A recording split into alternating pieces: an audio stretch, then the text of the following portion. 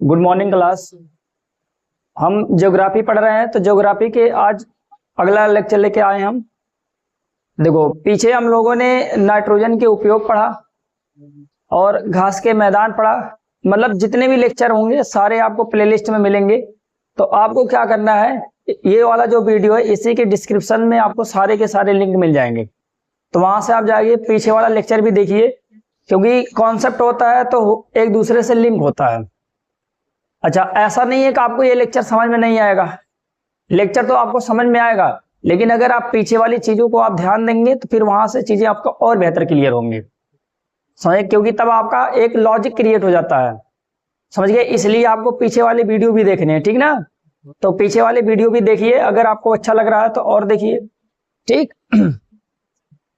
और अपने यहाँ हम लोग जितनी भी चीजें पढ़ेंगे सारी चीजों को हम एकदम कॉन्सेप्ट से पढ़ेंगे। अगर आपके दिमाग में एक बार कॉन्सेप्ट और चीजों का एनालिसिस करना सीख गए ना, तो आप चाहे जहां रह के पढ़ सकते हो, चाहे आप बुक से पढ़ सकते हो, चाहे कहीं और से भी पढ़ सकते हो, समझ गए? लेकिन एक बार पहले अपना कॉन्सेप्ट क्लियर करो। मतलब यहां हम लोग ऐसा नहीं कर रहे हैं कि 5 मिनट में सारी चीजें खत्म। एक कुछ लोग होते हैं तो 1 मिनट में हर चीज खत्म करना चाहते हैं। तो देखो, पढ़ाई उड़ाई का कोई शॉर्टकट नहीं होता है, तो पढ़ाई के लिए आपको भी मेहनत करनी पड़ती है, समझ गए? तो हम पिछले वाले वीडियो में हमने क्या देखा था, नाइट्रोजन के उपयोग देखा था कि नाइट्रोजन का प्रयोग कहां कहां पर होता है। तो ये आपने पूरा बढ़िया से एक मैं बनवा दिया था कि नाइट्रोजन पूरे अपने एटमॉस्फेयर में यानी वायुमंडल में 78% पाई जाती है, समझ गए? फिर हमने देखा था इसका प्रयोग अग्निशामक यंत्रों में किया जाता था, इसका प्रयोग किसमें, जहाजों के टायरों में किया जाता था, ईंधन के रूप में इसका प्रयोग किया जाता था, जो जहाजों में ईंधन भरे जाते हैं, क्योंकि यह एक अक्रिय गैस है। जब ये अक्रिय गैस है तो इसका मतलब ये किसी से रिएक्शन नहीं करेगी, मतलब नॉन रिएक्टिव गैस है, समझ गए? जो ये पैकेजिंग फूड्स वाले होते हैं, जैसे हमने कहा चिप्स, कुरकुरे, इनके पैकेट में भी कौन सी गैस डाली जाती है? तो हमने कहा कि नाइट्रोजन, क्योंकि उनको ये ऑक्सीडाइज नहीं होने देते हैं। स्टील बनाने में इसका प्रयोग किया जाता है, क्योंकि जब स्टील बनता है तो वहां पर एक ऑक्सीजन क्रिएट हो जाता है, तो उस ऑक्सीजन को खत्म करने के लिए हम किसका प्रयोग करते हैं? तो हम कहते हैं हम नाइट्रोजन का प्रयोग करते हैं, समझ गए? ऐसे ऐसे हमने सारी चीजें वहां पर पढ़ी थी। अब आज हमें क्या पढ़ना है? आज हमें पढ़ना है दूसरी जो एटमॉस्फेयर में सबसे ज्यादा गैस पाई जाती है, उसका नाम है ऑक्सीजन। तो आज की हेडिंग क्या लगाएंगे हम लोग? ऑक्सीजन। अब ये क्या है? हम कहते हैं ये अपने वायुमंडल में कितनी % पाई जाती है? तो ये देखो, ये अपने वायुमंडल में ये कितने % है? तो हम कहेंगे 21% है। हमने सही सही में देखा था, ये था 20.95%, सही में इतना था, लेकिन हम इसको अप्रोक्सीमेटली कितना मानते हैं? 21% मानते हैं। अच्छा, अब इसमें सबसे बड़ी बात क्या पूछेगा? क्या क्वेश्चन कहेगा कि बताइए कि वायुमंडल में दूसरी सबसे ज्यादा कौन सी गैस पाई जाती है? तो आपको बताना है ऑक्सीजन, समझ गए? दूसरी सबसे ज्यादा वायुमंडल में पाई जाने वाली गैस कौन सी है? तो हमें बताना है ऑक्सीजन। तो यहां मैं लिख देता हूं दूसरी सबसे अधिक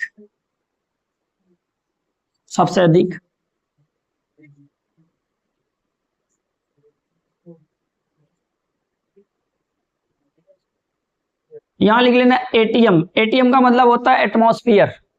एटीएम का मतलब क्या होता है? एटमॉस्फेयर। मतलब अगर ये सेंस लिखी गई है तो किसके सेंस में लिखी गई है?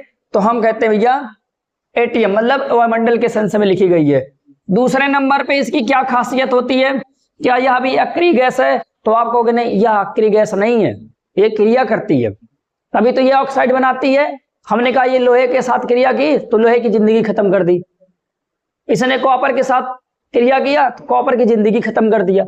मतलब इसकी यही खासियत है, समझ गए? इसकी यही खासियत है, ये जिसके साथ रिएक्शन करेगा उसकी जिंदगी को खत्म कर देगा। समझ गए कि नहीं समझ गए? हाँ, ये तुरंत ऑक्साइड बनाता है। और मैं पीछे वाले वीडियो में ये बताया था कि अगर किसी चीज का ऑक्साइड बनता है तो मतलब उसकी जिंदगी खत्म, समझ गए? जैसे हमने कहा फेरिक ऑक्साइड या फेरस ऑक्साइड, मतलब यानी जंग है ये। अगर लोहे में जंग लग गया तो इसका मतलब ये खत्म है। अगर हमने कहा कॉपर ऑक्साइड, मतलब कॉपर खत्म है, समझ गए? कैल्शियम ऑक्साइड मतलब कैल्शियम खत्म, चूना बन गया वो। समझे पॉइंट, समझ पा रहे हो? तो ये आपको बढ़िया से याद रखना है। अगर कह रहा है ये ऑक्सीजन क्या है, तो हम कहेंगे भैया ये देखो, ये हमेशा लगभग क्या करता है, ऑलमोस्ट या समानता ये क्या बनाता है, ऑक्साइड बनाता है। और ऑक्साइड क्या करता है, ऑक्साइड अगर किसी चीज का ऑक्साइड बना तो यानी वो खत्म। समझ गए इतनी बात? जैसे इसलिए हाइड्रोजन के साथ रिएक्शन किया तो हाइड्रोजन के अस्तित्व को खत्म करके उसको किस में कन्वर्ट कर दिया, पानी में। अब उसमें कई चीजें अच्छी बन जाती हैं और कई चीजें अच्छी नहीं बनती हैं, खराब लगती हैं वो सब। तो ये आप चीजें आपको समझनी है, समझ गए? तो ऑक्सीजन कैसी गैस होती है, ये भैया मेटल के साथ ऑक्साइड बना लेती है। मेटल का मतलब ये धातुओं के साथ मिलकर उनका ऑक्साइड बना देती है, यानी उनका क्या कर देती है, उनका क्षरण करवा देती है। तो ये भैया इसके क्या होते हैं, समझ जाओगे, दुरुपयोग भी होते हैं। अच्छा, कहीं इसके फायदे भी होते हैं, जैसे हम लोग क्या करते हैं, हम लोग इनका प्रयोग करते हैं। अगर हम लोग इनका प्रयोग कर रहे हैं, मतलब इस गैस का अगर प्रयोग हम लोग कर रहे हैं, तो इसका मतलब हमें जीवन दे रही है, इसलिए इसको जीवनदायिनी गैस के नाम से भी जानते हैं। समझ गए? तो ऐसे पॉइंट आपको थोड़ा थोड़ा चीजें करके लिखनी है, ताकि आप क्या कर लो, चीजों को आप समझते रहो, ठीक ना? अच्छा, ये जो लेक्चर है इसमें कुछ पोर्शन आपका केमिस्ट्री का कवर कर हो जा रहा है, समझ गए? पहले यहां पर क्या लिखेंगे, ये क्या करती हैं, मेटल, मेटल को हम कहते हैं धातु, धातु के साथ ऑक्साइड बना लेते हैं, ऑक्साइड बना लेते हैं। और ये लिख लेना, ये किसके एग्जाम्पल होते हैं, क्षरण के एग्जाम्पल होते हैं। जैसे जैसे iron oxide, iron oxide, iron oxide का मतलब जंग, लोहे में जंग। आयरन का मतलब क्या होता है, लोहा, लोहा। आयरन ऑक्साइड मतलब इसका ऑक्साइड बन गया खत्म, कॉपर ऑक्साइड बन गया खत्म, एल्युमिनियम ऑक्साइड बन गया खत्म, सिलिकॉन ऑक्साइड मतलब खत्म। समझ गए पॉइंट? तो अगर मतलब कहीं पर भी एक ऑक्साइड बनाए जा रहे हैं तो याद रखे रहना ये चीजें क्या हो रही हैं, तो हम कहते हैं ये इनका अस्तित्व खत्म होती जा रही है। अच्छा, दूसरे नंबर पे हम क्या आएंगे, ऑक्सीजन का और कहां पर प्रयोग होता है, तो हम कहेंगे भैया ऑक्सीजन का प्रयोग होता है हमें सांस लेने में। तो हम सांस लेने में इसका प्रयोग करते हैं, सांस लेने में, सांस लेने में इसका प्रयोग किया जाता है, सांस लेने में इसका प्रयोग किया जाता है। किसका प्रयोग, तो आप कहोगे ऑक्सीजन का प्रयोग किया जाता है। अगर सांस लेने में इसका प्रयोग किया जा रहा है तो इसको हम इसीलिए क्या बोलते हैं, जीवन, जीवनदायिनी गैस के नाम से इसको जानते हैं, जीवनदायिनी गैस के नाम से इसको जानते हैं। तो अगर आपसे पूछ ले बताओ जीवनदायिनी गैस कौन सी है, तो आपको बताना है O2 है। समझ गए, जीवनदायिनी गैस कौन सी है, तो हम कहेंगे O2 है। अच्छा, दूसरे नंबर पे देखो, ज्वलन, मतलब हम कहते हैं ना ज्वलन में भी ये सहायक है। ज्वलन का मतलब क्या होता है, हमने कहा ज्वलन में भी ये सहायक गैस है, ज्वलन में सहायक है, ज्वलन में सहायक है। ज्वलन में सहायक का मतलब समझो, कहने का मतलब अगर कहीं पर आग लग रही है और वहां आप ले जाके ऑक्सीजन डाल दो, समझ गए, और तेज आग लग जाएगी। जैसे आपको पता होगा, कभी हमने देखा होगा ये सब होते हैं, हवन ववन होते हैं, तो उसमें आपने देखा होगा कि घी डाला जाता है, क्योंकि भैया घी में अच्छा खासा ऑक्सीजन पाया जाता है और अच्छा खासा फैट पाया जाता है। समझ गए? उसमें तो देखो जितने भी फैट होते हैं, आपने सुना होगा कि फैट जो होते हैं, फैट उनमें ऑक्सीजन ठूस ठूस के भरा होता है। जैसे हमने कहा कि फैट में जैसे आपका ये भी आ जाता है सुक्रोज, मतलब शुगर उगर। अब आपने कहा ग्लूकोज, इसमें भी फैट ही है, ये सब फैटी होते हैं ना, वसा होते हैं ये सब वसा की कैटेगरी में जाते हैं। और कैसे वसा की कैटेगरी में जाते हैं, तो हम कहते हैं ये सब ऑर्गेनिक तत्व होते हैं। ऑर्गेनिक, ऑर्गेनिक का मतलब कार्बनिक, समझ गए, ऑर्गेनिक का मतलब कार्बनिक तत्व है। और कार्बनिक तत्व, जो ये कार्बनिक तत्व बनते हैं, तो इनमें ऑक्सीजन भरा, जैसे हमने कहा ग्लूकोज, ग्लूकोज में कार्बन, हाइड्रोजन और ऑक्सीजन भरा हुआ है। ऐसे जो फैट होता है, फैट, तो ये भी एक ऑर्गेनिक होता है। और ऑर्गेनिक का मतलब कार्बनिक है, और कार्बनिक का मतलब ये किससे बना होगा, तो इसमें भी क्या होंगे, ऑक्सीजन, कार्बन और ऑक्सीजन, कार्बन और हाइड्रोजन होंगे, इनमें भी होगा। समझ गए? इसीलिए क्या होता है, घी में क्या होता है, एकदम पूरा का पूरा क्या भरा होता है, ऑक्सीजन भरा होता है। समझ गए? और तब हम क्या करते हैं, उसको डालते हैं, अब वो भका भक बढ़ता है, तेजी तेजी चलता है वो। समझ गए। फिर ऐसे ऐसे होते बहुत सारी चीजें होती हैं, समझ गए। ज्वलन में सहायक है, तो अगर आप सोचो अगर वहां पर ऑक्सीजन होगा तभी तो वो जलेगा। अच्छा, कुछ लोग होते हैं ये जो ओझा ओझा होते हैं, ये लोग क्या करते हैं, अपने मुंह में ऐसे जलती हुई कपूर को डाल देते हैं, उसके बाद मुंह बंद कर लेते हैं। तो आपने जैसे वो लोग मुंह बंद कर दिए, अब उनको बाहर का वायुमंडल का कोई भी गैस मिला ही नहीं, और जब उनको गैस मिला ही नहीं तो बंद हो जाती है, बुझ जाती है। और वो कहते हैं देखो हम जलते हुई आग को डाल दिए मुंह में। जैसे वो मुंह में गई तुरंत इन्होंने मुंह बंद किया, मुंह बंद करते ही तुरंत वो क्या हो गया, आग बुझ जाती है। समझ गए। तो आप भी अंधविश्वास में ना पड़े, ठीक ना। इसलिए हर चीज को लॉजिक से सीखना, मतलब सोचना सीखो, ठीक ना। तो ये किस में सहायक होती है, हम कहते हैं ये ज्वलन में सहायक होती है। अच्छा, इसका प्रयोग और कहीं किया जाता है। हाँ, इसका प्रयोग देखो, जो आपने सुना होगा गैस बिल्डिंग, सुना होगा गैस बिल्डिंग, तो गैस बिल्डिंग में इसका प्रयोग होता है, लिख लेना आप, गैस बिल्डिंग में इसका प्रयोग होता है, गैस बिल्डिंग में इसका प्रयोग होता है। और कहां इसका प्रयोग होता है, और कहां इसका प्रयोग होता है, तुरंत बताना है भैया। देखो अंतरिक्ष में जाते हैं अपने अंतरिक्ष यात्री, वो अपने साथ क्या लेके जाते हैं, गैस का सिलेंडर लेके जाते हैं। तो उस गैस में भी क्या, मतलब उस सिलेंडर में भी क्या भरा होता है, ऑक्सीजन भरा होता है। समझ गए। अंतरिक्ष यात्री लेके जा रहे हैं तो वहां पर भी क्या क्या लिखोगे, तो हम कहेंगे जो अंतरिक्ष यात्री ऊपर जाते हैं, मतलब अंतरिक्ष में जाते हैं, वो भी अपने साथ ऑक्सीजन सिलेंडर लेके जाते हैं। पनडुब्बियों में इसका प्रयोग किया जाता है। पनडुब्बियों में आपने देखा होगा, पनडुब्बी समुद्र के नीचे चलती है, अंदर चलती है, तो उनको कहां से ऑक्सीजन मिलता है, तो वहां पर भी सिलेंडर लेके जाते हैं ऑक्सीजन का, तो वहां पर भी ऐसे सांस ले सकते हैं। वो हर जगह पर आप जहां जहां आप लॉजिक लगाओगे सभी जगहों पर ये आपको गैस मिलेगी, और इस गैस की यही सब खासियत है ही, ठीक ना।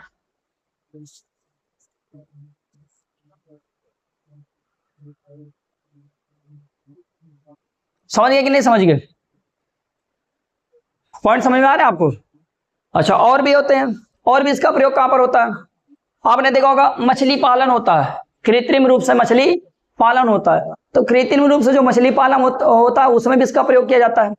तो आपको ये भी लिख लेना है कि जो भी कृत्रिम रूप से मछली का पालन किया जाता है, मतलब मत्स्य पालन किया जाता है, वहां पर भी ऑक्सीजन गैस का प्रयोग किया जाता है। समझ गए भैया। देखो सही बात तो यह है कि जितनी भी जीवित जीव होते हैं, जीवित जीवों के लिए ऑक्सीजन सबसे बड़ा रोल निभाता, जीवित जीवों के लिए ऑक्सीजन सबसे बड़ा रोल निभाता है। ये पॉइंट आपको बढ़िया से याद कर लेने हैं, समझ गए। अगर आपको अभी भी इनमें कोई दिक्कत हो तो बताइए।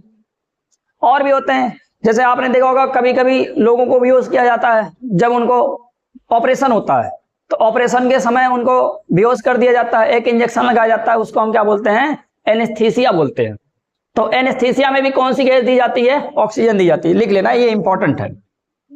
एनेस्थीसिया, एनेस्थीसिया, एनेस्थीसिया में भी कौन सी गैस दी जाती है, O2 दी जाती है। एनेस्थीसिया क्या होता है, तो तुरंत आपको याद होना चाहिए कि ऑपरेशन के समय जो पेशेंट को बेहोश की जाती है, उनके रीढ़ की हड्डी में एक इंजेक्शन लगाया जाता है, उसी इंजेक्शन का नाम क्या होता है, उसको हम क्या बोलते हैं, एनेस्थीसिया बोलते हैं। समझ गए। उसमें भी किस किस गैस का प्रयोग किया जाता है, तो हम कहते हैं उसमें भी O2 गैस का प्रयोग किया जाता है। सब बढ़िया है एकदम, समझ गए। तो इतने पॉइंट आपको बढ़िया से याद कर लेने, और भी पॉइंट धीरे धीरे करके इसमें, जैसे हम ही से जुड़े हुए हैं, तो मैंने उसको एक ही पॉइंट में क्लियर कर दिया कि जीवित जीवों के लिए कौन सी गैस आवश्यक होती है, तो आपको बताना ऑक्सीजन आवश्यक होती है, ठीक ना। चलिए फटाफट लिखिए, तब आगे चलते हैं।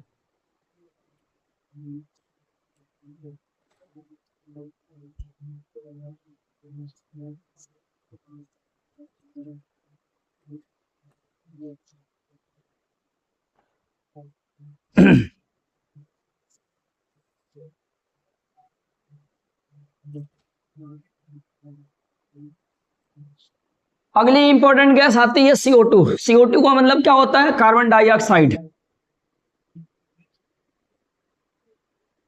लॉजिक से सीखो, लॉजिक से, लॉजिक कैसे, जैसे हमने कहा ये है CO2, CO2 सबसे खतरनाक इस समय गैस यही साबित हो रही है। वायुमंडल में इसका परसेंटेज कितना है, तो वायुमंडल में इस समय ये 0.04% के एक्वायर की है। कितना लिए, हम गए वायुमंडल में कार्बन डाइऑक्साइड कितना पाई जाती है, तो आपको बताना है 0.04% पाई जाती है। दूसरे नंबर पे चलते हैं, तो इसकी क्या खासियत है, देखो इसका प्रयोग कौन करते हैं, प्रकाश संश्लेषण में होता है। पहला क्या लिखोगे, प्रकाश संश्लेषण में इसका प्रयोग होता है, प्रकाश संश्लेषण में इसका प्रयोग होता है। मतलब पेड़ पौधे लेते हैं, जैसे हमने कहा, देखो मैं आपको एक साइकिल दिखाता हूं, समझ गए, और ये आपके हो गया क्या, वृक्ष हो गए, समझ गए। इन्होंने क्या छोड़ा, ऑक्सीजन छोड़ा, इन्होंने क्या छोड़ा, ऑक्सीजन छोड़ा, और हमने क्या छोड़ा, तो हमने कहा CO2 छोड़ा, और इन्होंने क्या लिया, CO2 लिया, समझ गए। मतलब पेड़ पौधे ऑक्सीजन छोड़ेंगे, समझ गए, तो हम इसको लेंगे, और जब हम CO2 छोड़ेंगे तो इसको कौन लेगा, पेड़ पौधे लेंगे। इसका मतलब ये हुआ कि पेड़ पौधे और हमारा एक बहुत ही घनिष्ठ संबंध है, हम एक दूसरे के ऊपर क्या है, आश्रित है।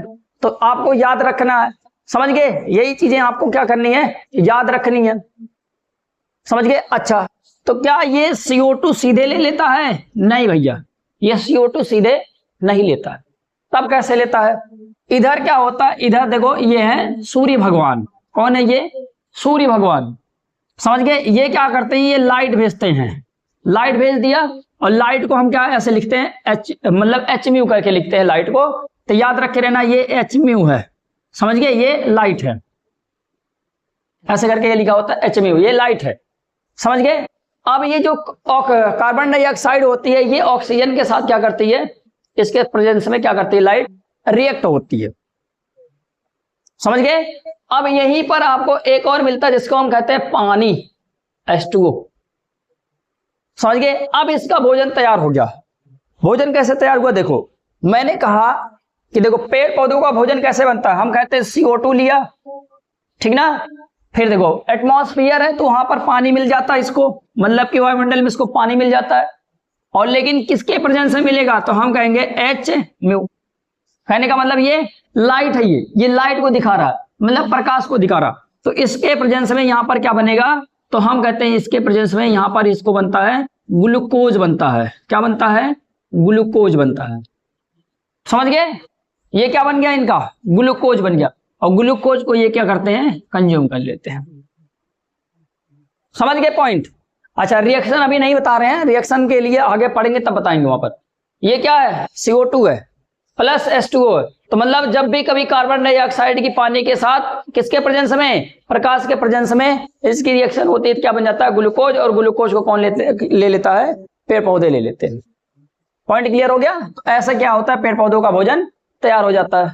हम तो भैया क्या करते हैं, सीधे एटमॉस्फेयर से ऑक्सीजन उठाते हैं और अपने अंदर डाल लेते हैं, और डालने के बाद क्या निकाल देते हैं अपने फेफड़ों से, तो हम कहते हैं CO2। वहां पर जाके फेफड़ों में फिल्टर होता है, तो वहां से CO2 निकल जाता है। बाकी देखो कितना परसेंट CO2 निकलता है, कितना ऑक्सीजन, कितना परसेंट ऑक्सीजन लेते हैं, वो साइंस का भाग है, समझ गए। ये चीजें आपकी हो गई। तो पहला पॉइंट हमने क्या लिखा, CO2 का प्रयोग कहां पर होता है, प्रकाश संश्लेषण में। और प्रकाश संश्लेषण का मतलब ये होता है कि जो पेड़ पौधे अपना भोजन बनाते हैं उसको हम क्या बोलते हैं, उस क्रिया को प्रकाश संश्लेषण के नाम से जानते हैं, समझ गए। दूसरी इसकी खासियत बात क्या है, दूसरी इसकी खासियत बात है ग्रीन हाउस इफेक्ट। आपने सुना होगा, हरित घर प्रभाव, दोनों लिखना, कुछ भी पूछ सकता है इसमें, हरित घर प्रभाव, प्रभाव, हरित घर प्रभाव, इसको हम क्या बोलते हैं, ग्रीन हाउस इफेक्ट, समझ गए। क्या ये ग्रीन हाउस इफेक्ट क्या है, समझो पहले, थोड़ा समझना। जैसे देखो ये बॉडी है, बॉडी का मतलब ये मान लो पृथ्वी है, क्या ये पृथ्वी है। अगर ये पृथ्वी है तो आप सोचो, यहां ये मान लेता हूं ये सन भगवान, मतलब कि सूरज भगवान है, कौन है, सूरज भगवान है, सूरज भगवान। सूरज भगवान ने क्या दिया, लाइट दिया, लाइट दिया, मतलब ये लाइट आ रही है। अब ये जो लाइट आती है ना, ये किसके फॉर्म में आती है, तो हम कहेंगे ये तरंगों के फॉर्म में आती है। किसके फॉर्म में आती है, तरंगों के फॉर्म में आती है। किसके फॉर्म में आती है, तरंगों के फॉर्म में, तरंगों के रूप में आती है। ऐसा मैंने लिख दिया तरंग। तरंग को हम अंग्रेजी में कहते हैं वेव। अब कुछ लोगों को समझ में आ रहा है तरंग क्या होता है। तरंग का मतलब ये होता है, या कुछ पार्टिकल्स होते हैं, जो कुछ कण होते हैं, जैसे हमने कहा कण, कण हुआ, तो कण ऐसे डांस करते हुए आ रहे हैं। कण कैसे आ रहे हैं? डांस करते हुए जो आते हैं उसको हम क्या यहाँ पर नाम दे रहे हैं? तरंग दे रहे हैं। समझ गए? तो जो तरंग मतलब कहने का मतलब ये हुआ कि जो कण ऐसे डांस करते हुए आ रहे हैं उन्हीं को यहाँ पर हम क्या दे रहे हैं? तरंग नाम दे रहे हैं। ठीक ना? और ऐसे ही ये जो तरंग होते हैं ना, ये एक प्रकार के एनर्जी लेके आते हैं। मतलब भैया देखो, अगर एक कण है, समझ गए, एक कण है, तो ये क्या करेगा? अपनी एनर्जी को दूसरे कण में ट्रांसफर कर देगा, तो वो एनर्जेटिक हो जाएगा, वो भागेगा। समझ गए? तो आपको केवल इतना याद रखना है कि कण एक प्रकार के सूर्य से निकले हुए क्या होते हैं? कण होते हैं। इनके पास एनर्जी होती है, भागते हुए आते हैं। जब ये भागते हुए आते हैं तो ये डांस करते हुए आते हैं। जैसे ना शादियों में जब लोग जाते हैं तो बड़ा डांस करते हुए जाते हैं, तो ऐसे ये भी आते हैं कि अरे हम तो चल रहे हैं पृथ्वी पे। समझ गए? ये इनको क्या लग रहा है? हम तो चल रहे हैं पृथ्वी पे, और पृथ्वी पे कहाँ आ रहे हैं? ये इनको लग रहा है हम शादी में आ रहे हैं। समझ गए? लेकिन ये शादी में थोड़ी आ रहे हैं। अभी देखो इनको कैसे ट्रैप किया जाएगा। आओ भैया आओ, अभी देखो कैसे पकड़े जाते हैं। समझ गए? तो यहां से तरंग क्या होता है? ऐसे ऐसे डांस करते हुए आता है, बहुत मस्ती से आता है। समझ गए? और जब ये आता है ना, तो जैसे देखो ये तरंग है, ये ऐसे बन के आता है, ऐसे ऐसे आता है। तरंग के बारे में थोड़ी समझ लो। ये क्या है? इसी के फॉर्म में आया। अब हम कहते हैं भैया इतना लंबा ये जो गैप बन गया, इतना लंबा लंबा ये जो गैप बन गया ना, ये गैप इसी को हम क्या बोलते हैं? क्या बोलेंगे इसको? आयाम बोलते हैं। इसको हम क्या बोलते हैं? आयाम बोलते हैं। और जो यहां से लेकर, मतलब अगर आप देखोगे यहां से लेकर यहां के बीच की दूरी, यहां से लेकर यहां के बीच की दूरी, ये जो दूरी होती है ना, इसको हम नाम देते हैं लैम्डा। और लैम्डा को हम हिंदी में कहते हैं तरंग धैर्य। तरंग धैर्य बोलते हैं, धैर्य बोलते हैं, सॉरी, तरंग धैर्य बोलते हैं। और इसको अंग्रेजी में बोला जाता है वेवलेंथ। क्या बोलते हैं?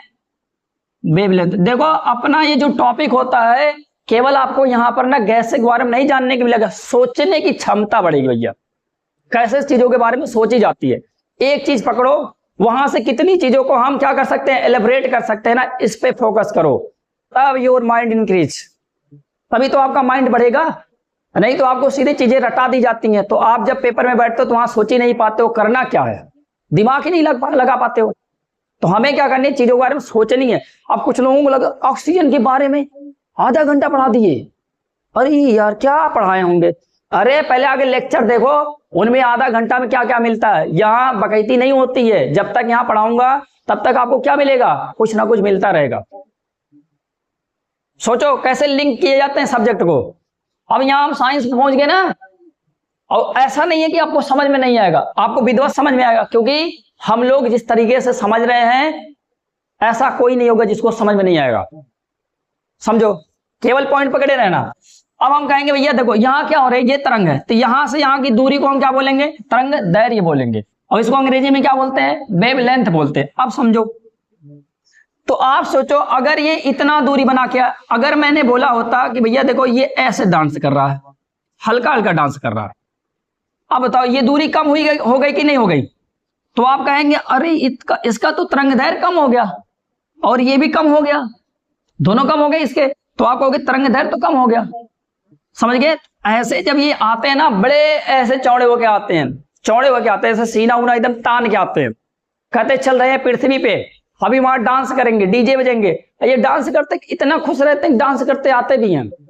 समझ गए? इतना खुश रहते हैं ये लोग। और जब यहां पर पहुंचते हैं तो पृथ्वी के वायुमंडल में एक गैस होती है। क्या होती है? एक गैस हो जाती है। उस गैस का नाम क्या होता है? CO2।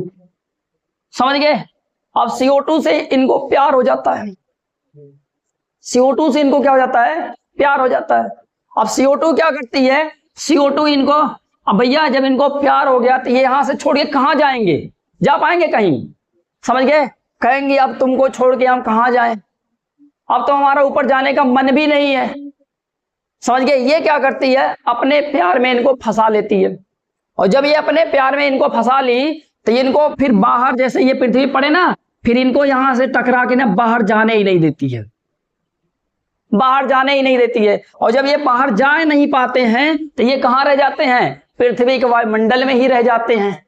इसलिए हम क्या कहते हैं भैया? हम कहते हैं कि जो सूर्य से ऊर्जा आ रही है, कार्बन डाइऑक्साइड को उससे प्यार हो गया, और कार्बन डाइऑक्साइड ने उसको आगे जाने ही नहीं दिया, और जब जाने ही नहीं दिया तो वो जब गर्मी आ रही है तो कहाँ आ रही है, तो आप कहोगे पृथ्वी के वायुमंडल में आ रही है। अगर पृथ्वी के वायुमंडल में आ रही है तो आप सोचो कि पृथ्वी का वायुमंडल अब गर्म होगा कि नहीं होगा? हम कहेंगे ऑब्वियसली गर्म होगा। समझ गए? यही है ग्लोबल वार्मिंग। समझे? CO2 से अगर प्यार ना हुआ होता तो शायद आज यहाँ पर इतनी गर्मी नहीं हुआ होता। समझ गए? और प्यार को छोड़ना मतलब प्यार को छोड़ा जा नहीं रहा उनसे, तो कहाँ जाएंगे बेचारे? तो यही रहेंगे। अब यही रहेंगे तो कैसे रहेंगे भैया? अगर कोई जमाई बनेगा, अपने दिमाग से सोचना, अगर कोई जमाई बनेगा तो बताओ वो क्या शेर बन के रहेगा कि सियार बन के रहेगा? आप बताओ। समझ गए? अगर कोई जमाई बन के रहेगा तो आप बताओ ये शेर बन के रहेगा कि सियार बन के रहेगा? तो हम कहेंगे ये सियार बन के रहेगा। ऑब्वियसली ये सियार बन के रहेगा। अगर ये सियार बन के रहेगा तो इसका मतलब जो ये ऐसे ऐसे ऐसे चौड़ा होके आया था, अब ये क्या हो गया होगा? ऐसे हो गया होगा। कहने का मतलब पहले आया इस फॉर्म में, और ये मतलब ये सिकुड़ कर क्या हो गया? ये इस फॉर्म में हो गया। ऐसा हो गया?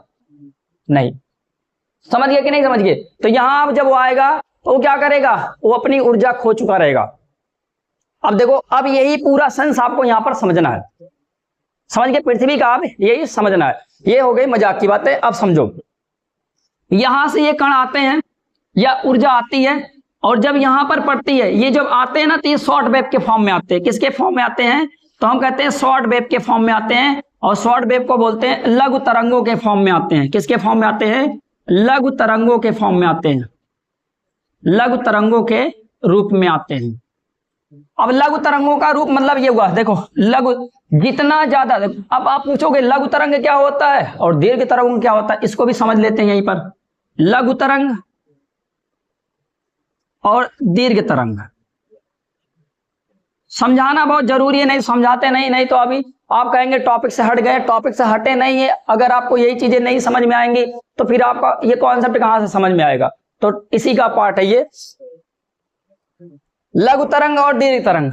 इन दोनों में हमने क्या कहा कि भैया किसको हम लघु तरंग बोलेंगे, किसको हम दीर्घ तरंग बोलेंगे? तो समझो, देखो जिनका तरंग दैर्घ्य बड़ा होगा, जिनका तरंग दैर्घ्य बड़ा होगा उनको आपको क्या बोलना है? दीर्घ तरंग बोलना है। और जिनका तरंग दैर्घ्य छोटा होगा उनको आपको क्या बोलना है? लघु तरंग बोलना है।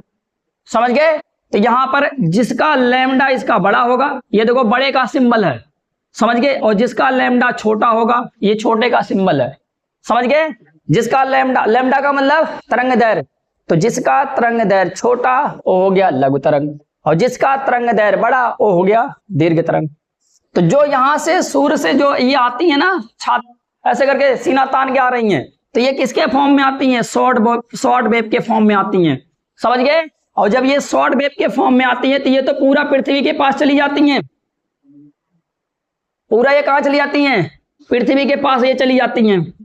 और जब ये पृथ्वी के पास चली जाती हैं तो पृथ्वी की सतह में ये क्या कर जाती है? इंटर कर जाती हैं। और फिर क्या करती है? पृथ्वी क्या हो जाती है? एकदम गर्म हो जाती है।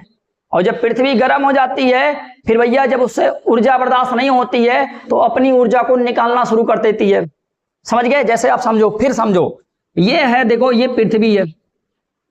समझ गए? दिन में क्या हुआ? सन आया, सन की रे आई, कहने का मतलब प्रकाश आया, और ये सारे प्रकाश को ये लेती गई।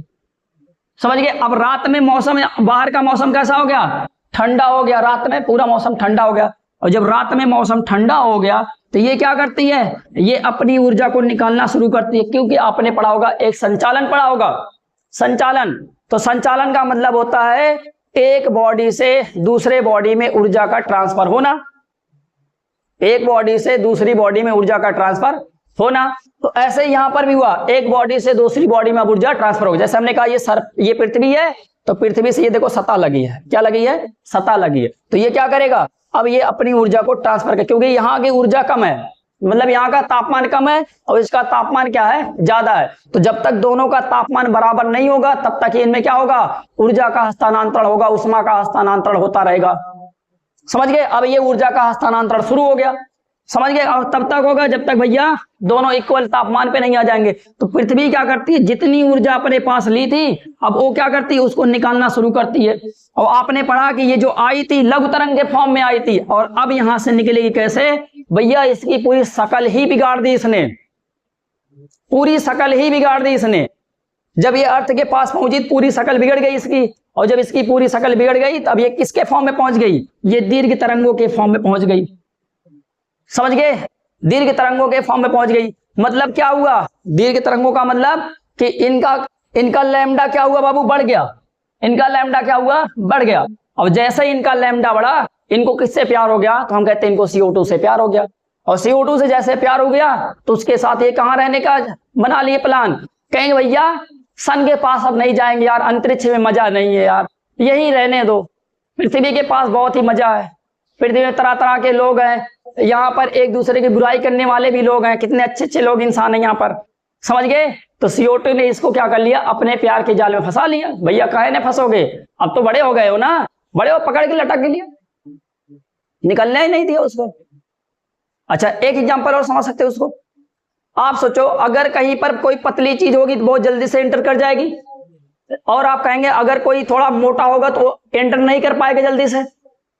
समझ गए? वो कहां प्रवेश कर पाए? जैसे हमने कहा सुई, तो सुई अगर आप कपड़े में घुसाओगे तो तुरंत घुस जाएगा। लेकिन अगर हम वही कहें कि एक बड़ा सा मोटा सा ले लें, कोई छीनी ले लेते हैं, छीनी सभी लोग समझते हो, छीनी ले लेते, छीनी घुसाओगे उसमें जाएगा? मेहनत लगेगी, जाएगा नहीं, मेहनत लगेगी। समझ गए कि नहीं समझ गए? तो ऐसे ही अब हमने कहा कि पहले पतला चीज आया, अब भैया उसको मोटा कर दिया गया, अब कहां निकल पाएगा वो? निकल पाएगा? अब निकल ही नहीं पाता। तभी तो उसको CO2 से प्यार हो जाता है। प्यार कैसे होता है? हमेशा जब एक दूसरे के साथ रहा जाता है तब जाके प्यार डेवलप होता है। समझ गए? दूरियां प्यार को दूर कर देती है, याद रखे रहना ये बात, सबके लिए है। आगे समझ, पॉइंट क्लियर हुआ आपका ये? अच्छा अब आगे समझ गए।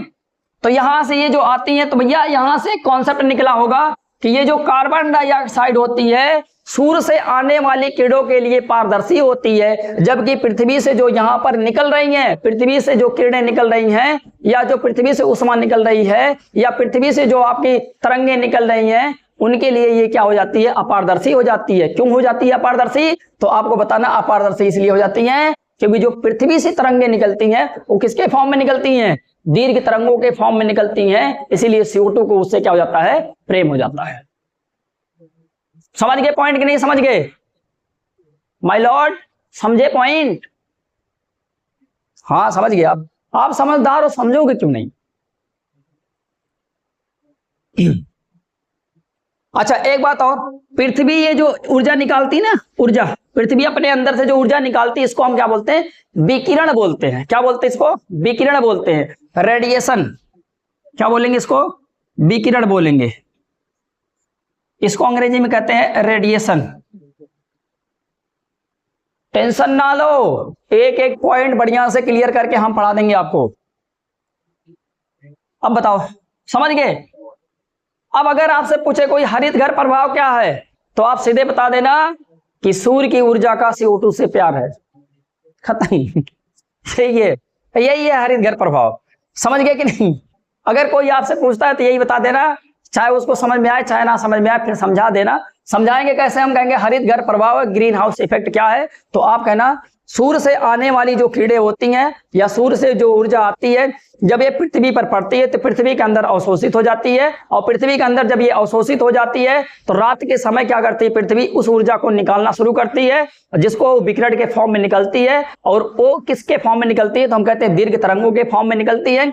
और CO2 इसको अपने पास से जाने नहीं देता, CO2 इसको क्या कर लेता है? ट्रैप कर लेता है, और यहाँ पर गर्मी बढ़ जाती है। और यही जो गर्मी बढ़ जाती है इसको हम क्या बोलते हैं? ग्रीन हाउस इफेक्ट बोलते हैं, हरित घर प्रभाव बोलते हैं। और यही जिम्मेदार भी है ग्लोबल वार्मिंग में, क्योंकि तापमान ऐसे ही बढ़ा। समझ गए कि नहीं समझ गए? हाँ तो इतना पॉइंट आप बढ़िया से लिखो, तब आगे चलते हैं।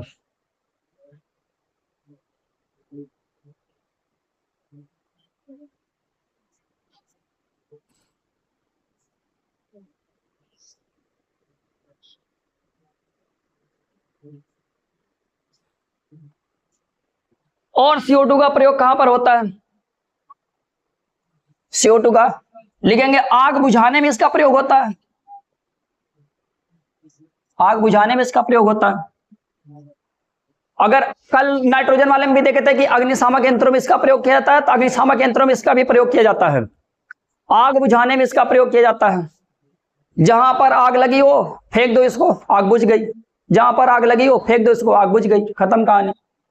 समझ गए? तो आग बुझाने में भी इसका प्रयोग किया जाता है। बढ़िया, खोपड़ा में याद रख लेना कि आग बुझाने में भी इसका प्रयोग किया जाता है। अच्छा, एक चीज और बताते हैं इसमें आपको, तो अग्निशामक यंत्रों में भी इसका प्रयोग किया जाता होगा, जरूर किया जाता है। तो लिख लेना, अग्निशामक यंत्रों में भी इसका प्रयोग होता है। समझ गए? अगर कहीं पर आग लगी हो तो वहां पर भैया CO2 फेंक दो, CO2 बस। अगला लिखेंगे इमोबिलाइजिंग। अब ये समझ में नहीं आ रहा होगा आपको, इमोबिलाइजिंग क्या होता है? ये इमोबिलाइजिंग देखो, कुछ होता नहीं है, समझो। जब कभी आपने देखा होगा काऊ वाऊ का स्लॉटर किया जाता है, स्लॉटर हाउस जानते होंगे, बूचड़ खाना, जहां पर गाय वाय काटे जाते हैं उसको हम क्या बोलते हैं? बूचड़ खाना बोलते हैं। समझ गए? तो उनको काटने से पहले इमोबिलाइज किया जाता है। अब भैया कहा इमोबिलाइज होता है, तो इमोबिलाइज का मतलब ये होता है कि देखो, मोबिलाइज का मतलब ये होता है कि वो मूव कर रहे हो, मूव ऐसे घूम रहे हैं, तो उसको मोबिलाइजिंग बोलते हैं।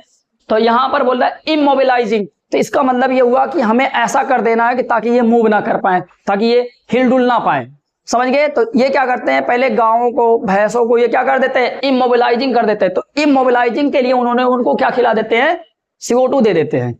जब गायों को और भैंसों को ये क्या दे देते हैं? CO2 दे देते हैं, तो वो बेचारे एकदम हिलडुल नहीं पाते हैं और उनको काट देते हैं। समझ गए? तो वहां पर लिख लेना, बूचड़ खानों में मतलब इमोबिलाइजिंग, जानवरों को इमोबिलाइजिंग करने के लिए भी इसका प्रयोग किया जाता है। ये भी पॉइंट आप लिख सकते हो। लेकिन याद रखे रहना, सबसे बड़ा इसका ये वाला हरित घर प्रभाव, कि CO2 जो गैस होती है एक हरित घर प्रभाव गैस है।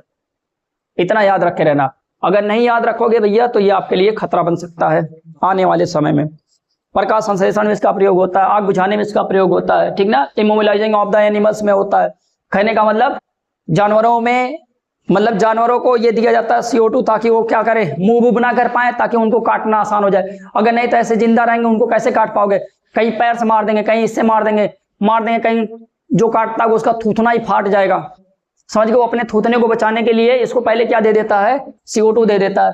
अब बताओ, जानवरों को काटना ये सब अच्छी चीजें नहीं है, लेकिन क्या करोगे? समझ गए? पर्यावरण पढ़ेंगे तो उसमें और चीजें समझेंगे। कॉन्सेप्ट समझ में आ रहे हैं ना बढ़िया से आपको? ठीक ना। और आगे चलते हैं। अब एक गैस होती है ऑर्गन। एक गैस कौन सी होती है? ऑर्गन।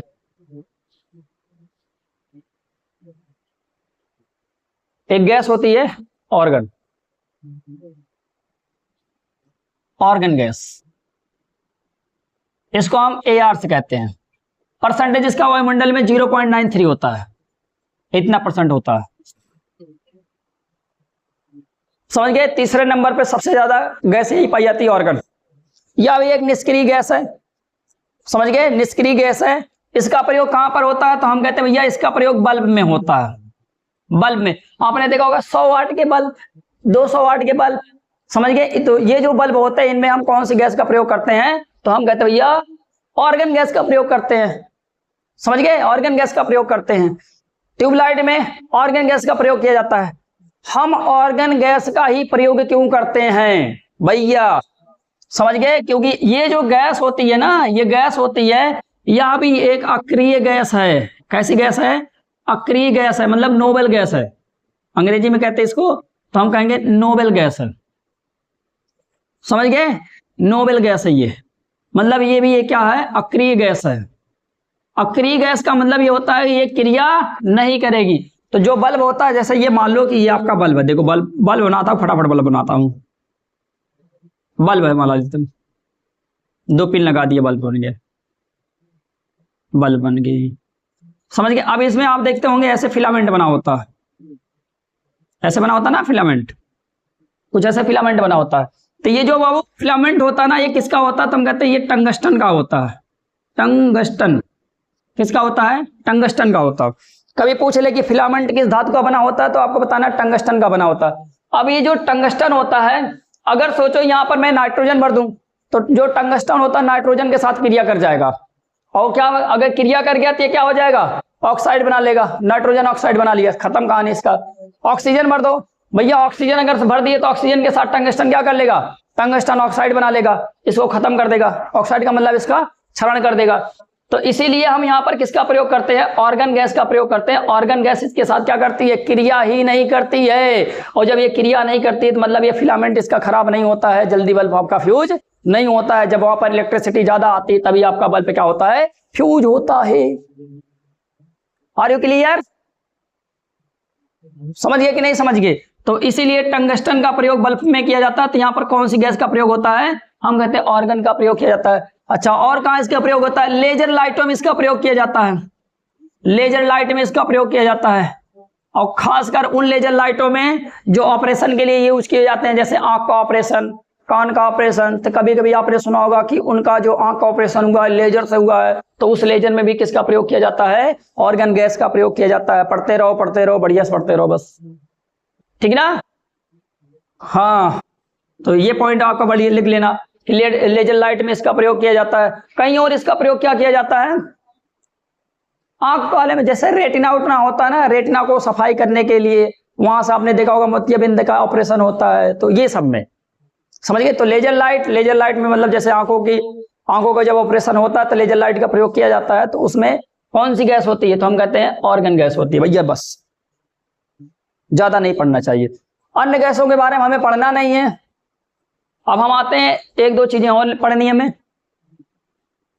अब आते हैं हम जलवाष्प पे, गैस खत्म, गैस खत्म हो गया। अब हमें हेडिंग बनानी है जलवाष्प। वाह जलवाष्प, इसको अंग्रेजी में कहते हैं वाटर वेपर। पढ़ो पढ़ो पढ़ो लाला पढ़ो, वाटर वेपर। अभी शॉर्ट फॉर्म में लिखूंगा तो WB ऐसे करके लिखूंगा, ये मत पूछना क्या लिखे हो, ठीक ना। जलवाष्प क्या भैया, जलवाष्प ये देखो यहां बनाते हैं पहले, ये है अर्थ और ये है इसका वायुमंडल, समझ गए, ये क्या है वायुमंडल। तो अगर ये वायुमंडल है मतलब यहां पर क्या भरी होंगी, तो आप कहोगे गैसें भरी होंगी, और क्या भरी होंगी, ऐसे कैसे भरी होंगी।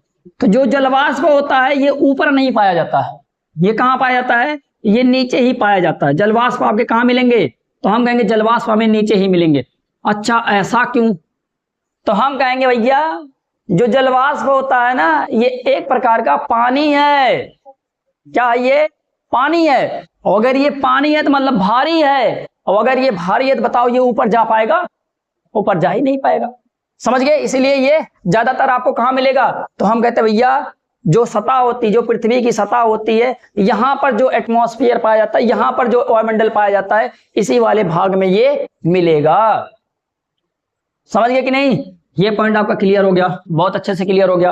अब देखो ये जो जलवाष्प है ना ये कितना परसेंट है, तो हम कहेंगे ये 0 से लेकर 5% तक अपने वायुमंडल में पाया जाता है, समझ गए। 0 से लेकर 5% तक ये कहां पाया जाता है, अपने वायुमंडल में पाया जाता है, समझ गए, समझ गए भैया, एकदम समझ गए। अब कहेगा सबसे ज्यादा बताओ जलवाष्प कहां पाया जाता है, तो आप कहेंगे जो सतह से वायुमंडल का, सतह से मतलब कहने का पृथ्वी के सतह से वायुमंडल का जो सटा हुआ भाग है इसी में पाया जाता है। और वो भी बता दें कि 5 किलोमीटर के रेंज में, 5 किलोमीटर के रेंज में 90% क्या पाया जाता है, 90% तो आपके यहीं पर पाए जाते हैं वायुमंडल में। सरफेस से मतलब, सरफेस का मतलब सतह से 5 किलोमीटर तक ही जलवाष्प जितना टोटल पाया जाता है उसका 90% केवल 5 किलोमीटर में ही पाया जाता है, बाकी 10% थोड़ी ऊपर चले जाते हैं, समझ गए। तो 90% आपको कहां मिल जाता है, तो जलवाष्प भैया 90% तो कहां मिलता है, तो हम कहते हैं भैया 5 किलोमीटर के रेंज में मिलता है। कहां मिलता है, 5 किलोमीटर के रेंज। अभी नहीं समझ में आ रहा सर 5 किलोमीटर, ये देखो मैं कह रहा हूं ये सरफेस है, तो सरफेस से जब आप 5 किलोमीटर जाओगे, 5 किलोमीटर, समझ गए। तो इसी 5 किलोमीटर में जितना पूरा वायुमंडल में जितना टोटल वाटर वेपर है, जलवाष्प है, टोटल मान लो 100% है, तो 90% केवल इसी 5 किलोमीटर में मिल जा रहा है। बाकी जो 10% और बच रहा है बाकी पूरे में कहा एकदम ऊपर जाओगे वहां पर जलवाष्प होती ही नहीं है, वहां पर तो एकदम पूरा सारी चीजें खत्म है, समझ गए कि नहीं समझ गए। अब देखो समझो, आपने समझा क्या कि यहां से ये सन था, सन भगवान थे, सन भगवान का मतलब सूरज भगवान थे, इन्होंने दिया क्या दिया, ऊर्जा दिया, ये थी पृथ्वी। अब कुछ लग रहा है सन तो बड़ा है, पृथ्वी तो छोटी है। भैया पृथ्वी को मैं अपने पास से देख रहा हूं तो मुझे बड़ी दिख रही है, सन छोटा दिखता है तो मैं छोटा बनाया हूं। समझ गए? Nonsense question. ये क्या बनेंगे? तो हम कहेंगे भैया देखो अब यहां पर जलवाष्प की बूंदें हैं, क्या है, जलवाष्प है। अब जब ये आता है, आती हैं, कौन आता है, प्रकाश की किरणें आती हैं, और जब प्रकाश की किरणें आती थी ये ऊर्जा लेकर आती हैं, समझ गए, डांस करते हुए। अब जब ये आएंगी तो आप बताओ इनको ये क्या करेगा, एब्जॉर्ब करेगा। एब्जॉर्ब करने का लगे, कैसे एब्जॉर्ब करता है, ऐसे नहीं करता एब्जॉर्ब, कैसे भैया, जब ये आती है इतना शॉर्ट वेव के फॉर्म में होती है कि इसको फाड़ के निकल जाती है, और फाड़ के निकल जाती है तो ये कहां पर जाके अटक जाती हैं, पृथ्वी की सतह पे जाके ये चपक जाती है। और चपकने का मतलब पृथ्वी कह रहे उसको फाड़ के आ रहे हो, आओ बताते हैं, कान पकड़ ली, कान पकड़ के ऐठा, कहाँ है जलवाष्प को फाड़े भैया, तो पता चला जलवाष्प के पास इतनी पावर थी नहीं कि उसको रोक ले, तो पृथ्वी कहती आओ आओ, घुसा लिया, पृथ्वी अपने अंदर ऐसे पकड़ के जाम कर दिया। और जाम करने के बाद जब एकदम ठंडा हो गया, ठंडा का मतलब भैया, मतलब उसकी एनर्जी जब शांत हो गई तो उसको फैला फैला के बड़ा कर दिया, फैला फैला के क्या कर दिया, बड़ा कर दिया। और जब बड़ा कर दिया तो उसकी जो वेवलेंथ थी बड़ी हो गई, अब बड़ी हो गई, अब पृथ्वी कहेगी अब जाओ, जब जाती है इसको भी क्या होता है, जलवाष्प से प्यार हो जाता है, और जलवाष्प क्या करता है, अब इसको भी चपोट लेता है। समझ गए? इससे क्या होता है भैया, इससे वायुमंडल का तापमान सामान्य बना रहता है। समझ गए? तो ये क्या करती है, जो सूर्य से शॉर्ट वेव में ऊर्जा आती है उसको क्या करता है, उसको पहले जाने देता है, मतलब पारदर्शी होता है, और पृथ्वी जाके उसको क्या करती है, चपोट लेती है। चपोटने के बाद पृथ्वी क्या करती है, उसको फैला देती है, लॉन्ग वेव में बदल देती है, और जब वो लॉन्ग वेव में पहुंच जाता है तब भैया ये क्या बन गया, तो हम कहते हैं अब इसको क्या करेगा, अब जब ये जाएगा ना तो इसके लिए क्या हो जाती है, बहुत ही कम पारदर्शी बन पाती है। कहने का मतलब लगभग अपारदर्शी टाइप में बन जाती है, पूरा नहीं सोखती हैं, पूरा नहीं अवशोषित करती हैं, कुछ को ये क्या कर लेती हैं, अवशोषित कर लेती हैं, बाकी को जाने देती हैं। अगर कुछ को अवशोषित करती हैं तभी तो हम क्या कहते हैं, वायुमंडल में तापमान को बराबर बनाए रखती हैं। समझ गए? तो वेपर क्या करेगा, वायुमंडल में तापमान को सामान्य बनाने के लिए वेपर का काम होता है, तो याद रख लेना बस। समझ गए? तो मैं यहां पर लिख देता हूं, वायुमंडल में तापमान को नियंत्रित करता है, नियंत्रित करती है भैया, स्त्रीलिंग में ला रही। समझ में आ रहा है ना आपको?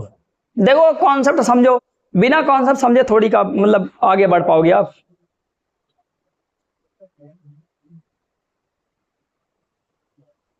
क्या ये तब ग्रीन हाउस इफेक्ट करते हैं? हाँ ऑब्वियसली ग्रीन हाउस इफेक्ट करेंगे, ग्रीन हाउस इफेक्ट करेंगे। ग्रीन हाउस इफेक्ट का मतलब ये होती है कि प्रकाश की जो ऊर्जा आती, जितनी आती उतनी जा नहीं पाती, वो ट्रैप हो जाती है, यही है ग्रीन हाउस। तो ये भी तो करेगा, ये भी तो ऊर्जा ट्रैप कर रहा है, तो हम कहेंगे भैया हाँ जलवाष्प भी क्या है, ऊर्जा को ट्रैप करता है, इसलिए ये ग्रीन हाउस के लिए भी ये भी जिम्मेदार है, ये भी ग्रीन हाउस के लिए क्या है, ये भी जिम्मेदार है। तो अच्छा ये जलवाष्प है क्या, ये समझ में नहीं आ रहा जलवाष्प, अच्छा आप बता देता हूं जलवाष्प क्या है। कुछ लोग कह रहे हैं जलवाष्प समझ नहीं आ रहा, कैसा नहीं समझ में आ रहा है? देखो इसमें क्या होता है, हमने कहा कि ये है जल, जल ना समझो, पहले आप समझो ये है वायु, और वायु में हमने क्या मिला दिया, जल।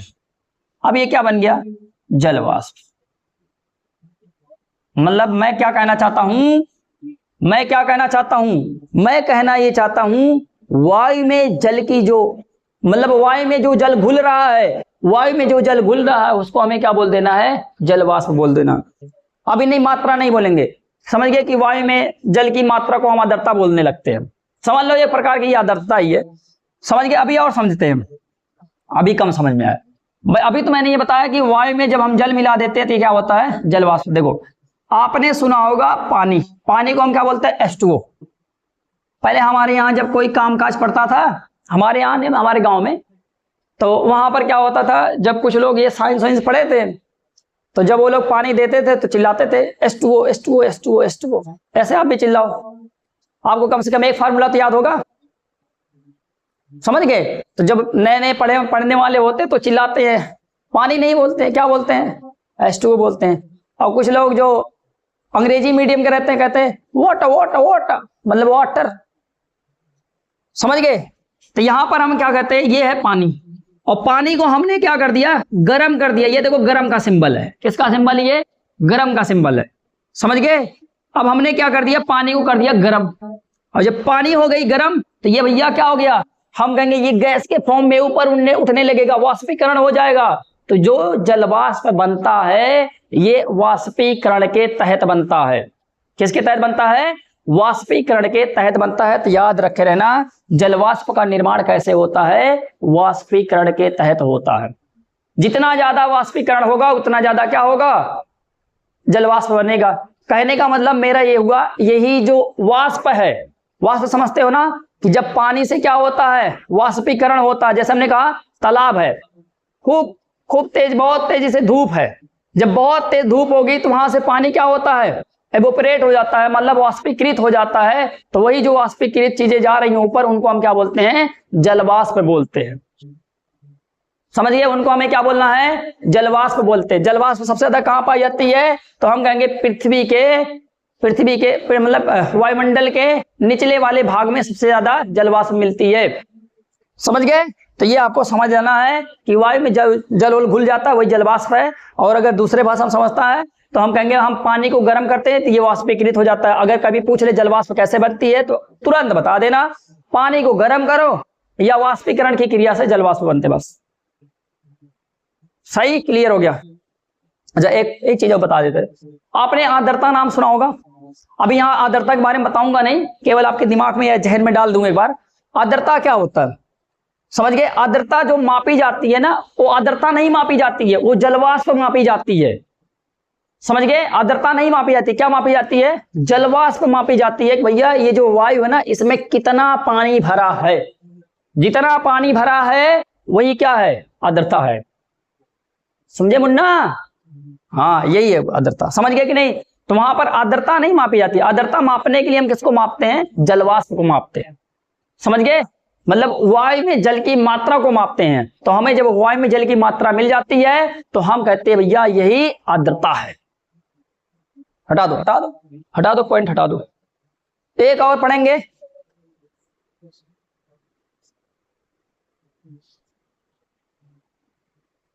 कंपोजिशन आज खत्म कर देते हैं ना। कल हम लोग पढ़ रहे थे, लाइट कट गई थी। एक हमने और पढ़ा था पार्टिकुलेट मैटर। पार्टिकुलेट मैटर, देखो कुछ अंग्रेजी भी जानना चाहिए, क्योंकि अभी तक ये पेपर ऊपर में जब निकल के आया है पार्टिकुलेट मैटर, ये हमेशा अंग्रेजी में ही लिख के टर्म आया है। हिंदी में मैंने कभी पढ़ा नहीं इसको। खैर हिंदी न्यूज़पेपर मैंने पढ़ा भी नहीं है तो जानूंगा क्या, समझ गए। पढ़ना कैसे है, ये कह रहा है पार्टिकुलेट मैटर क्या होते हैं। पार्टिकुलेट मैटर, ये देखो दो प्रकार के, एक होता है PM 2.5 और एक होता है PM10। ये जो दोनों होते हैं ना, ये दोनों बड़े खतरनाक होते हैं। अगर इनकी मात्रा क्या होता है, वायुमंडल में बढ़ रही थी, इसका मतलब समझ जाना कि अपना वायुमंडल क्या हो रहा है, गंदा हो जा रहा है। और जितना ये, जैसे हमने कहा ना गाड़ियां चलती हैं तो गाड़ियों का जो धुआं निकलता है तो ये उसके धुएं में मिलता है, ये सब उसके धुएं में मिलते हैं, समझ गए। जैसे हमने कहा डीजल पेट्रोल वो सब जितना जलेगा उतना ये सब आपको मिलेंगे, PM 2.5 PM10 ये सब मिलेंगे। PM 2.5 जो होता है ये कहां पर मिलता है, हम कहते हैं गाड़ियों के चलने से मिलता है। और ये जो PM10 होता है भैया 10, ये इसकी साइज दे रखी है। जो देखो पार्टिकुलेट मैटर का मतलब कण, छोटा छोटा कण। जैसे हमने कहा धुआं भी कणों से मिलकर बना होगा, तो जो धुआं कणों से मिलकर बना है, जब बहुत ज्यादा छोटे कण होंगे तो उनको क्या बोला गया, PM 2.5 बोला गया। और अगर थोड़ी बड़े बड़े कण होंगे तो उसको क्या बोला गया, PM10 बोला गया। ये साइज लिखा उसका, समझ गए, PM2। और ये कैसे हैं, तो हम कहेंगे ये एक प्रदूषक कण है। ये अगर अपने वायुमंडल में आएंगे तो मतलब वहां पर गैसें क्या हो जाएंगी, जहरीली होती चली जाएंगी, वहां पर क्या होगा, वायु प्रदूषण होता चला जाएगा। यही सब सारी चीजें हैं। हमने कहा इसमें कौन कौन से आते हैं, सभी आते हैं। इसमें स्मोक आएगा, स्मोक का मतलब धुआं, धुआं, समझ गए, स्मोक का मतलब धुआं। और देखो वोल्केनिक गैस आएगा, मतलब ज्वालामुखी राख। कभी कभी आपने देखा होगा ना ज्वालामुखी, आपने कहाँ देखा होगा, कहीं गए ही नहीं होंगे अभी आप। ज्वालामुखी राख सब इसी में आते हैं। जितना आप देख रहे हो छोटी छोटी चीजें, डस्ट, धूल, धूल उल आपने देखा होगा, डस्ट, डस्ट लिख देता हूं मतलब धूल, सब क्या है आपके, सब इसी में आते हैं, पार्टिकुलेट मैटर में आते हैं। चाहे धुआं हो, मतलब देखो जलवाष्प और गैस को छोड़ दो, जितनी चीजें वहां पर अपने वायुमंडल में पाई जा रही हैं सबको हम पार्टिकुलेट मैटर कहते हैं। तो उसमें कुछ खतरनाक पार्टिकुलेट मैटर होते हैं, जैसे PM 2.5 एंड PM 10, ये सब बहुत ही जहरीले होते हैं। अगर ये आ गए तो मतलब खत्म कर देंगे। ऐसे ज्वालामुखी राख को भी हम क्या बोलते हैं, पार्टिकुलेट मैटर बोलते हैं। स्मोक का मतलब धुआं, धुआं भी क्या होते हैं, सब इसी में आते हैं। डस्ट का मतलब ये भी आता है, धूल, समझ गए। अच्छा, अब कुछ एक बात आपको समझनी है कि आप देखते होंगे ना सुबह के समय में, कब, सुबह के समय में, अरे मैं भी देखता हूं, आप ही नहीं, सुबह के समय में क्या होता है और शाम के समय में, दो चीजें लिखता हूं, शाम के समय में और सुबह के समय में। जब सन निकलता है और जब सन डूबता है, मतलब जब सूर्य भगवान निकलते हैं और जब सूर्य भगवान डूबते हैं, तो उस समय हमें वहां पर ना कुछ कलर देखने को मिलते हैं, बड़ी लालिमा वाली कलर देखने को मिलती है। तो आपसे कभी कभी पूछता है कि बताओ ये जो कलर आ रहा है किसकी वजह से आ रहा है, किसकी वजह से आ रहा है। तो बाबू आपको ये बताना, देखो बढ़िया सा समझा देता हूं। ये है देखो अर्थ, ये है देखो सन, समझ गए। तो जब ये यहाँ ऐसे बहुत सारे ऐसे क्या होते हैं, कण ऐसे टहल रहे होते हैं, जब सन की किरण यहाँ पर पड़ती है ना, जब और तिरछी पड़ती है, तिरछी, जब देखो सीधी पड़ेगी तो इनको मारेगा, बैठ जाएंगे, फाड़ा मतलब एकदम पूरा बैठा देगा, समझ गए, उनको फाड़ उड़ के निकल जाएगा। लेकिन जब तिरछी पड़ेगी इसके ऊपर तो इसकी ऊर्जा क्या हो जाती है, कम हो जाती है। यहाँ से क्या हो जाती है, ये ऐसे रिफ्लेक्ट हो जाती है, हल्का से क्या कर जाती है, ऐसे स्कैटरिंग कर जाती है, मतलब ऐसे यहाँ से पड़ने के बाद क्या हो जाती है, बिखर जाती है। जब ये बिखर जाती है ना, तो यही आपको किस कलर का दिख रहा है, कई कलरों में ऐसे दिखता है। अब तो मैं एक कलर का बता रहा हूं, ऐसे सभी कण मिलके कर रहे हैं। और ये आपको जब बिखरती है तो ये आपको किस में दिखती है, बैनी या फिनाला में दिखती है, मतलब बेपग्योर में दिखती है, समझ गए। स्कैटरिंग होने लगती है, मतलब वहां पर क्या होता है, प्रकीर्णन होने लगता है।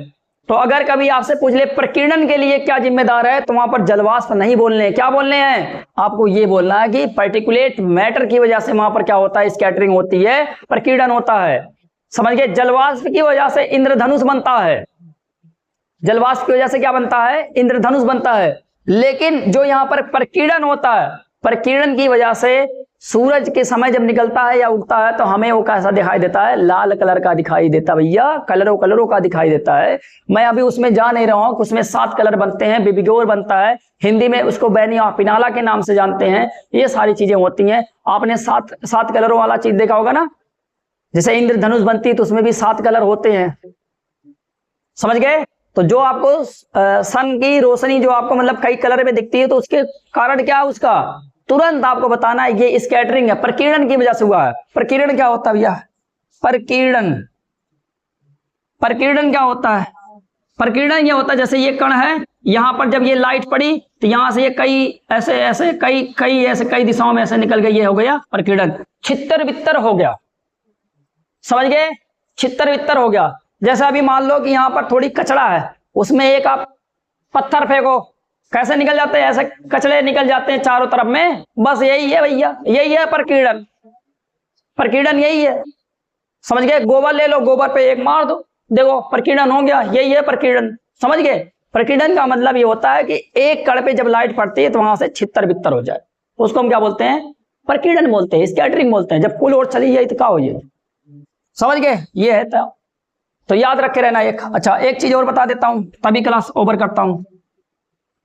बहुत छोटे छोटे क्या होता है ना, ऐसे वायुमंडल में ऐसे पार्टिकुलेट मैटर पाए जाते हैं, बहुत छोटे छोटे, ऐसे बहुत छोटे छोटे, बहुत छोटे छोटे, इतने छोटे होते हैं कि आप जान भी नहीं पाओगे, समझिए। अब ये जो होते हैं छोटे छोटे ना, अब इन्हीं के इर्द गिर्द क्या करती है, जलवाष्प जाके चिपक जाती है, क्या हो जाती है, जलवाष्प जाके इनके इर्द गिर्द ऐसे चिपक जाती है, चिपक गई, चपकते चपकते इसको जलवाष्प एक बड़ी बूंद बना देती है, बड़ी बूंद बना देती है, और बड़ी बूंद बन गई, ये लोग और बड़ी बूंद बन गए, और बड़े बूंद बन गए, और बड़े बूंद बन गए। अब जब ये तंजी बड़े बूंद बन जाएंगे समझ गए? जब ये तनिक बड़े बूंद बन जाएंगे, अब इनको क्या करेगा? अब इनको पृथ्वी का गुरुत्वाकर्षण बल खींचेगा अपनी तरफ, और पृथ्वी का जब गुरुत्वाकर्षण बल इनको खींचता है तो पृथ्वी पर क्या दिखाई देते हैं? बारिश होने लगती है। समझ गए कि नहीं समझ गए? ये है। और जो ये छोटे छोटे एकदम पतले पतले होते हैं ना, इनको बोला जाता है हाइग्रोस्कोपिक न्यूक्लियस बोला जाता है इनको। क्या बोलते हैं इसको? हम कहते हैं इसको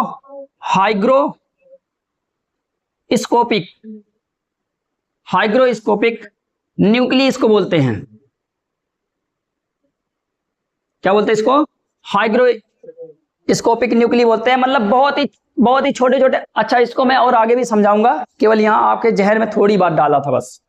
समझ गए? क्योंकि वो भी तो पर्टिकुलर मैटर में आएंगे। आपने देखा होगा चाइना कह रहे हैं, दुबई में अभी हाल ही में बाढ़ आ गई थी। अरे हाल ही का मतलब लगभग आज 7-8 महीना हो गया है।